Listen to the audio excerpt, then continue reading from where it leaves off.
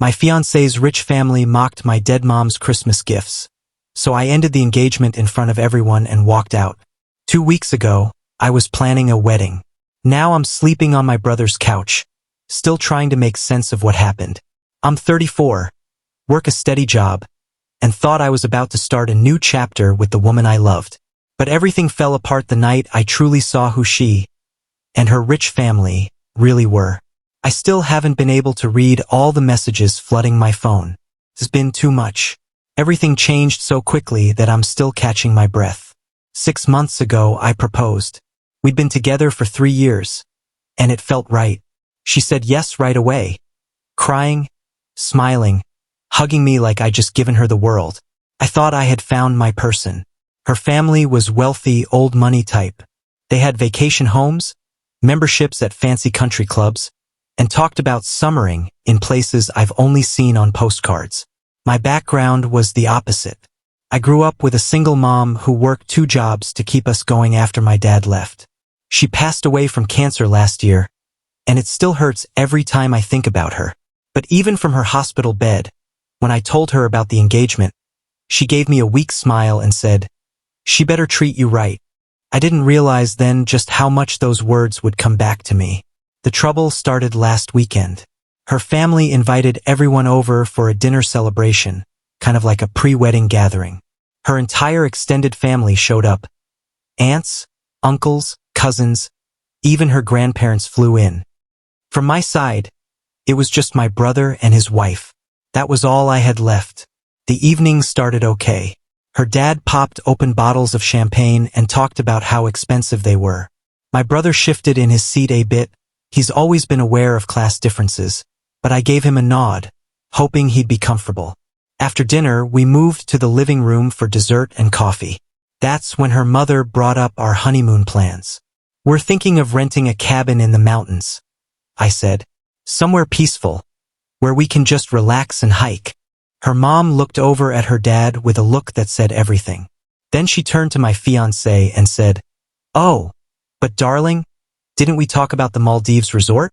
The one your cousin went to?" My fiancé looked awkward. "We haven't decided yet, Mom." Her mom smiled like she was trying not to laugh. "Well, I suppose a cabin could be charming. Sort of like camping, but with plumbing." People laughed. I let it go. I'd heard these kinds of remarks before. Then her dad asked about the wedding suit. "Did you order your tuxedo yet?" he asked. I shook my head. "Actually, I'm going to wear a new suit with my mom's favorite tie. She bought it for my graduation. It's this deep blue." She said it matched my eyes. The room went quiet. Then one of her cousins laughed. "You're wearing a dead woman's tie to your wedding?" Others chuckled too. My face burned. I said calmly, "It's important to me. I want my mom to be part of the day." My fiancée put her hand on my arm and whispered, "Didn't we agree you'd wear the tux my dad's tailor picked out?" I looked at her. "We talked about it. But I also told you how much this tie meant to me." Her dad shook his head. "No offense, but it feels a bit morbid. It won't match the venue." Her mom chimed in, "Isn't it polyester or something? Doesn't match the color theme." More laughter. I turned to my fiancée, expecting her to speak up. Instead, she gave a small, uncomfortable smile. "Mom's right. It might not look good in the photos." My heart sank. I tried again. "The tie is silk.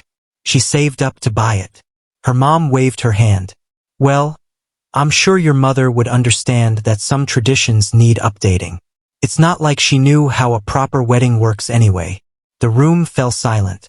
Even some of her family looked uncomfortable. "What's that supposed to mean?" I asked calmly. Her mom shrugged.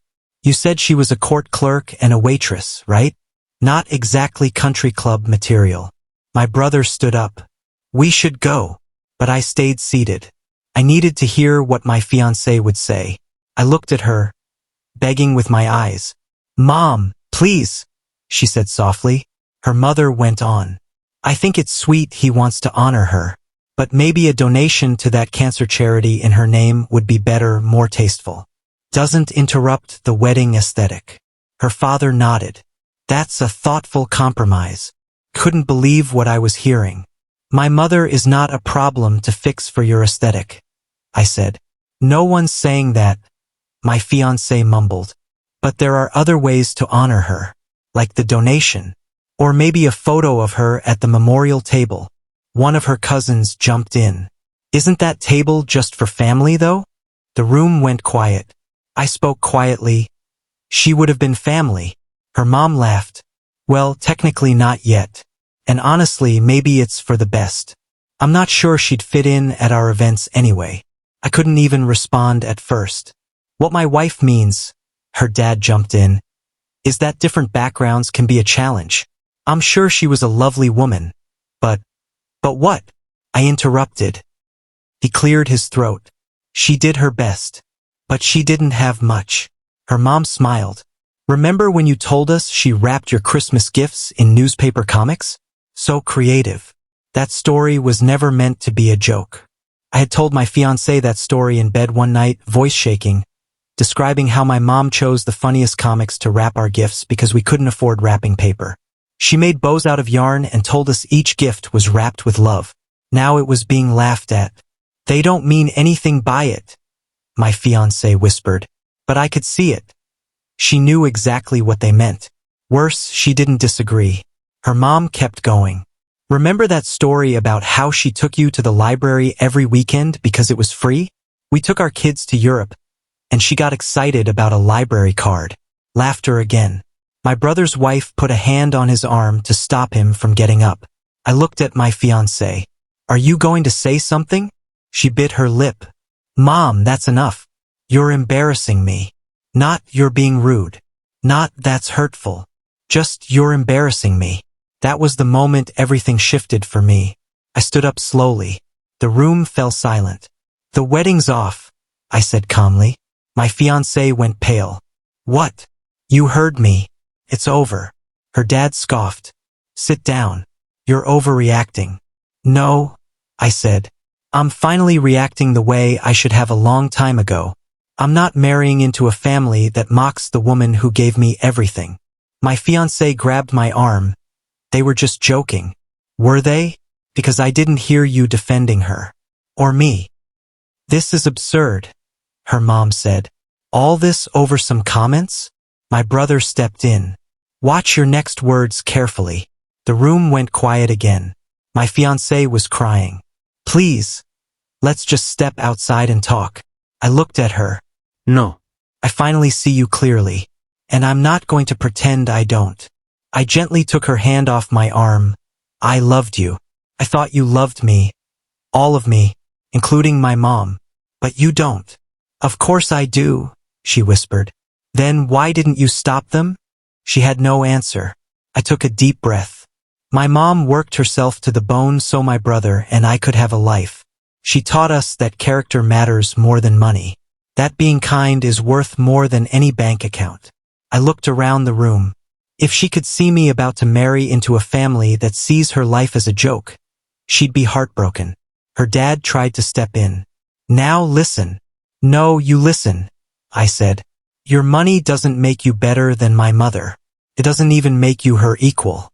She had more grace working double shifts than you have in your whole fancy house. I turned to my fiancé. I hope one day you understand what you lost tonight. Not me. I'll be fine. But the chance to be part of a family that knows what really matters. I nodded to my brother and his wife. They stood up with me. As we walked to the door, I turned back one last time.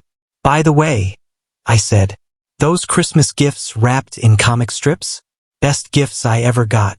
Because they were wrapped with love. Not with a price tag. We drove back in silence. When we got to my apartment, I realized I couldn't go inside. Everything in there was hers. Every photo, every plan, every dream that just got shattered. Can I crash at your place? I asked my brother. Of course, he said. For as long as you need. That was 2 weeks ago. Since then, my phone hasn't stopped buzzing. Her texts, her calls, emails from her parents trying to fix the misunderstanding. My brother wanted to throw my phone into the lake. I didn't let him, but I haven't replied to anyone. Yesterday, a package came.